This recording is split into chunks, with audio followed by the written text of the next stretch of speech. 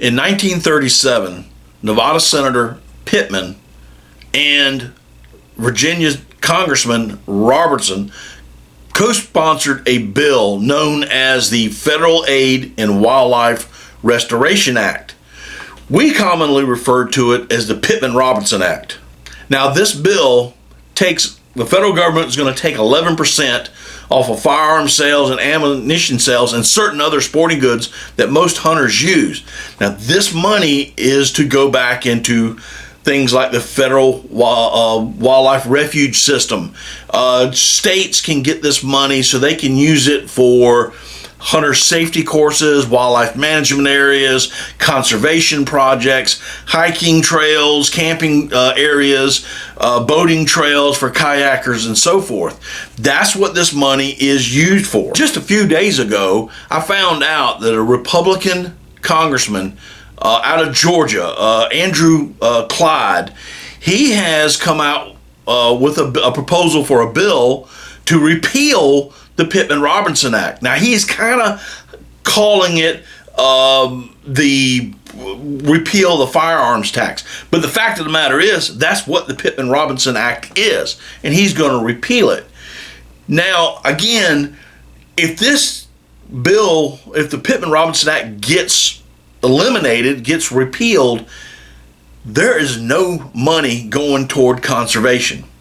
Period. No ifs, ands, or buts about it. Now, he states, Mr. Clyde, rather, states that the reason why he's doing this is because he is fearful that the Democrats are going to attempt to tax sportsmen into oblivion, so they can't buy firearms, the taxes will be too high. They can't buy ammo, the taxes will be too high. They can't buy other hunting equipment, the taxes will be too high. And the reason they're doing that is because in their futile attempt to try to take away our Second Amendment rights. Now, I understand where he's coming from, and trust me, guys, when I say this, I am an ardent supporter of the Second Amendment. Period. No ifs, and buts about it. But going about it this way with this bill, I don't think is the right ideas. Now, Congressman Clyde's legislation makes no mention or any alternative recreational funding. And in a news release that he put out about the bill, it focuses, instead of what Clyde is saying is, and I quote, treacherous threats that seek to weaponize taxation in order to price this constitutional right out of the reach of the average Americans. Now, he goes on to say, I firmly believe that no American should be taxed on their enumerated rights, which is why I intend to stop the left's tyranny in its tracks by eliminating the federal excise tax on firearms and ammunitions. All right. Again, I'm an ardent supporter of the Second Amendment. No ifs, and buts about it, guys. None whatsoever. And I can understand where he is coming from with this. But I have to also state, as not only as a Republican, a constitutional Republican, that there is nowhere in the U.S. Constitution that states we have a right to hunt, fish, or trap. It's just not there. The Second Amendment was not designed for that. The Second Amendment was designed for us to protect ourselves against others and a tyrannical government. That's what it is all about. Period. Now, there are numerous states, my home state of South Carolina, to be included in this. They have instituted a constitutional amendment that gives all South Carolinians a constitutional right to hunt, fish, and trap. Now, if we had a constitutional right to hunt, fish, and trap, I might start taking a look at this as a federal constitutional, but we don't. It's a state right. It's a state's right. So, with that said, but I understand. I understand where he's going from, because that is a fear of mine. I have said it before, and I'll probably say it again, that they will attempt, if they can't get our guns, they will attempt it to get it other ways, like taxing us into oblivion. I'm a firm believer that they'll do that. However, if we allow this bill to be repealed, there will be no funding whatsoever. Wildlife refuges will leave. It just won't be here. How are we going to fund them? They'll just fall in on themselves and go into shambles.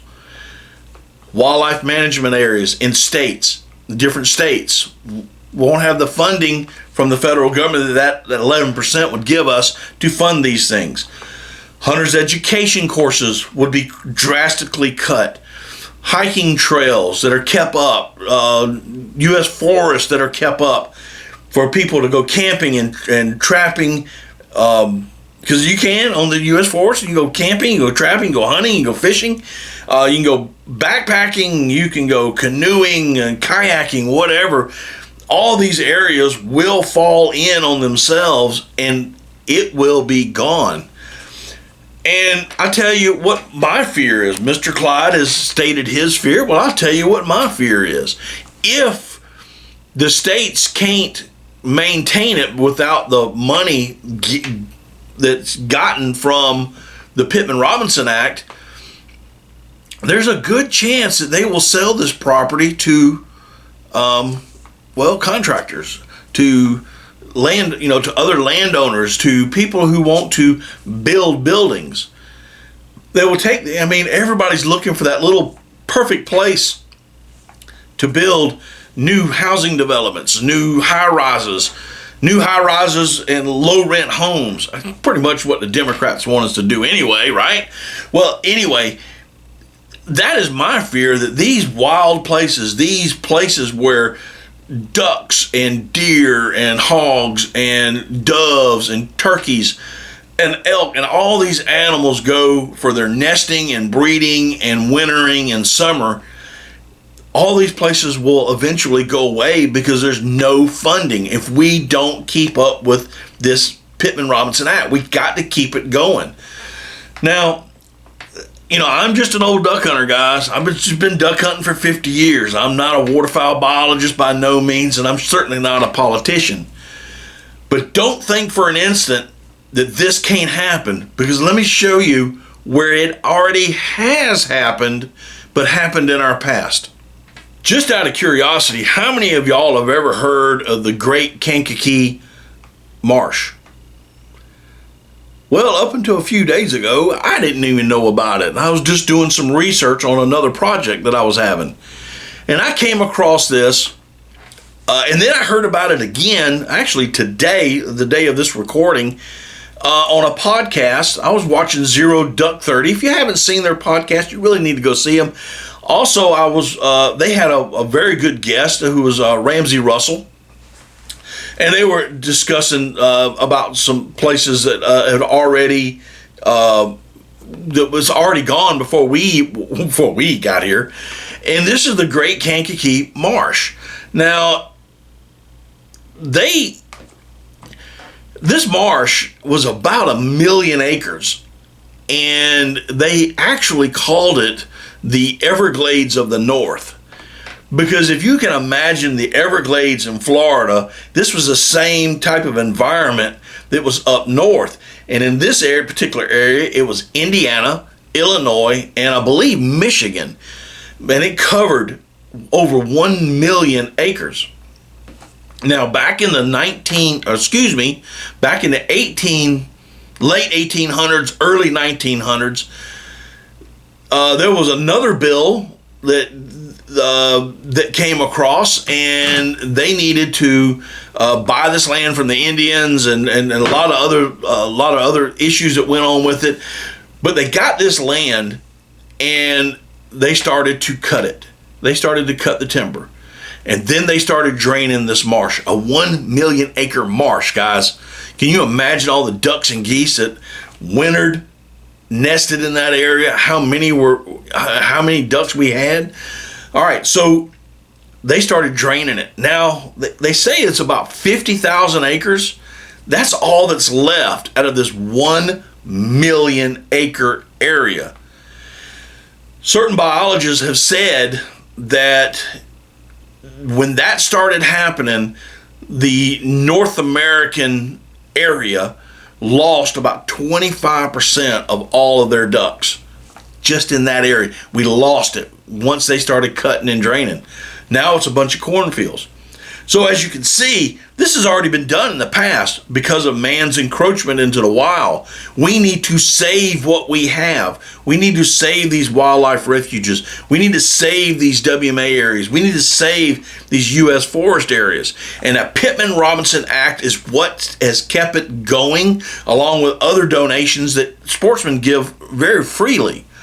Remember, since 1937, sportsmen, outdoorsmen, hunters have been pretty much funding the Pittman-Robertson Act by their purchases of firearms, ammunition, hunting equipment. Now, there's another act out there. I believe it's called the Dingell-Johnson Act, and that has to do with fishing. Now, whether they're going to take on that, I don't know, but I do know that they're trying to repeal the Pittman-Robertson Act. But what concerns me more than anything is they're Republicans. And that's what's concerning me right now. It's not that I'm not going to trust them anymore. I'm just saying I can't believe they're going in this direction. If they had an alternative, if they had something else in the legislation that where some other funding may come from, and they just eliminated the firearms and ammo taxes, and that was it, and maybe taxed some more gear, some more equipment stuff, then I would say, okay, let's talk about it. But they're not. They're trying to eliminate it, the whole 9 yards, and they're not talking about any alternatives. And that's what's got me nervous. As an ardent supporter of the Second Amendment, I feel your pain, Representative Clyde. I really do. As a duck hunter, as a conservative, conservationist, I don't feel that pain. Now, I myself, as I mentioned earlier in a short that I did, I called my representative, my U.S. congressman. I called him up, called his office rather, left a very detailed message with his secretary, telling him, I don't want this. I'm not saying that I am 100% right. I believe I am. I've talked to other sportsmen. I have read other articles, and I have yet to find anybody who is really for it once they learn more about this. And that's what I'm trying to bring to y'all.